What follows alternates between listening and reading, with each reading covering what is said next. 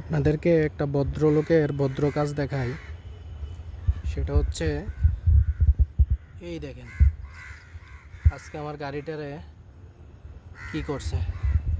আমি জাস্ট শুধুমাত্র গাড়িটা পার্কিংয়ে রেখে অফিসে উঠলাম আর নামলাম, এর মাঝখানে দেখেন কত বড় একটা স্ক্র্যাচ ফেলাই দিছে।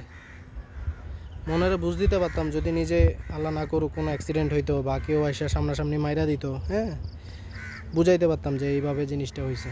কিন্তু যখন আইসার দেখি এই অবস্থা, তখন খুব কষ্ট লাগলো। আসলে এগুলো শখের জিনিস, আপনারা তো বুঝতেই পারতেছেন। এটা কেনার পর থেকে এখন পর্যন্ত আমি ওয়াশ করে করে রাখতেছি, পাশাপাশি হচ্ছে কোনো পিলিয়ন নিতেছি না, এবং হচ্ছে খুব যত্ন সহকারে গাড়িটা ইউজ করতেছি। দেখেন কিলোমিটার দেখেন,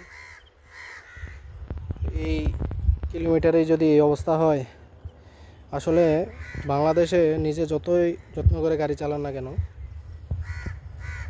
অন্যজন যদি ক্ষতি করে তাহলে আসলে কিছু করার নাই, দুঃখ ছাড়া আসলে কিছু করার নাই। কারণ দেখা যাবে যে নিজে যতই সতর্ক করে গাড়ি চালান, আরেকজন এসে ঠিকই মেরে দিবে।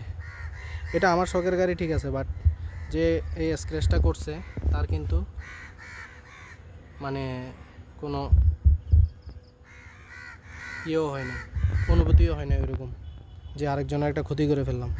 আর আইসা দেখি যে এই জিনিসটা গায়েব, এই জিনিসটা আমার গায়েব, এই জিনিসটা নাই। মানে কীরকম ছেঁচড়া সিসকা চোর হইলে এগুলা করতে পারে, হ্যাঁ কি বলতাম আর বলেন। এই যদি অবস্থা হয় মানুষের, বিশেষ করে শখের জিনিসের উপরে যদি এরকম কোনো কিছু হয়, খুব কষ্ট লাগে।